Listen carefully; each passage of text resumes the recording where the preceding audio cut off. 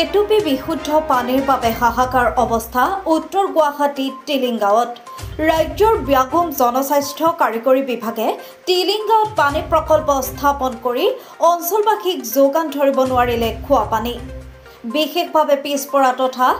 দিন মজুৰি কৰি পেট পবৰ্তোৱা টিলিংগাঁওবাসীয়ে নৈ পানী অথবা 2 একৰ টিউবেলৰ পানীকে ব্যৱহাৰ কৰে। এনেকুৱা কষ্ট ভোগ কৰিছো আমি এই দুঘৰ মানুহ ইমান খোৱা পানী যন্ত্ৰণা ভোগ কৰিছো কি কাৰণত তেওঁলোকে ভাঙিলে এইটো তেওঁলোকেহে জানে। দুঘৰ মানুহৰ কাৰণে চৰকাৰে বোলে পানী নিদিয়ে দুঘৰ 6-7 ঘৰ মানুহ আছিল বাকীখিনিয়ে সুবিধা কৰি লৈছে আমাৰ দুঘৰৰ সুবিধা নাই সেইটোৰ কাৰণে বাকী কিঘৰ মানুহ মন্ত্ৰী মহোদয় নিজে দেখি গৈছে এলেকে আহি গৈ তেতিয়া ৰাস্তা দিম বুলি তেখেতে ৰাস্তাও দিলে আমাক তেখেতৰ হেৰিতে আমি কিবাতে আমি চলি আছিলো পানীও তেখেতে দিলে লাইনো দিলে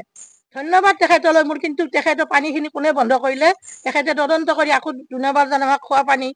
সুবিধাটো তেখেতে দিয়েহে আমি আশা কৰিছো তেখেতৰ ওচৰত প্ৰাৰ্থনা কৰিছো। পানী বহুত অসুবিধা একদম পানীৰ অসুবিধাৰ কাৰণে নদীত যাব লাগে এতিয়াতো গা ধোৱাল দিয়াৰ পৰা নদীতো যাব নোৱাৰো নদীতো যাব নোৱাৰো এতিয়া বহু বছৰৰ পৰা আমি দেখি আহিছো পানী বহুত বছৰৰ পৰাই পানীৰ অসুবিধা হৈছে খৰালি একেবাৰে আধালৈকে বালি পৰি যায় নদীখন আধালৈকে বালি পৰি যায় তাৰ পৰা আমি এনেকে এতিয়া গা ধোৱাল দিয়াৰ পৰা আমি কিবাকে বাঁহৰ সাঁকো এখন পেলাই কিনে সেনেকে কৰি কিনে এই আধালৈকে আধা পানী আনিব যাব লাগিব তাৰ পৰা আহি একদম দুখীয়া ভাগৰে তাকো লেতেৰা পানী চাফা পানী পালেও বেলেগ কথা যে আমি চাফা পানী অলপমান পাই কিনে খাইছো নাই একেবাৰে লেতেৰা পানী কেনেকে মৰা খাওঁবিলাক কৰি থাকে এনেকে হয় পানী কিনি খাওঁ আমি পানী কিনি খাওঁ একদম 20 লিটাৰ বটল সেয়া বটলে কিনি খাব লাগে কি কৰিম কি সদায় কিনি খাবও নোৱাৰো এদিন এটা বটল আনিলে 3 দিন 4 দিন সেনেকে কষ্ট কৰি খাওঁ আৰু এতিয়া টিউবৱেলৰ পানী ওলাই থাকিলেও সেনেকে পানী নহয় এই 2 মাহ 3 মাহৰ পিছতে নোহোৱা হৈ যাব আকৌ খৰালি নৈৰ পানী শুকোৱাৰ পিছত নাইকিয়া হয় টিউবৱেলৰ পানী তাতে আকৌ নৈ পাৰৰ গাৰ্ডৱালৰ বাবে নৈৰ পানী আনিবলৈ অসুবিধা বহু কাকুতি মিনতিৰ পিছত এক পানীৰ সংযোগ দিয়া হৈছিল যদিও দুৰ্বৃত্তই পানীকল ভাঙি পেলাই উপায়ন্তৰ হৈ এতিয়া পানী ক্ৰয় কৰি জুৰুলা ৰাইজ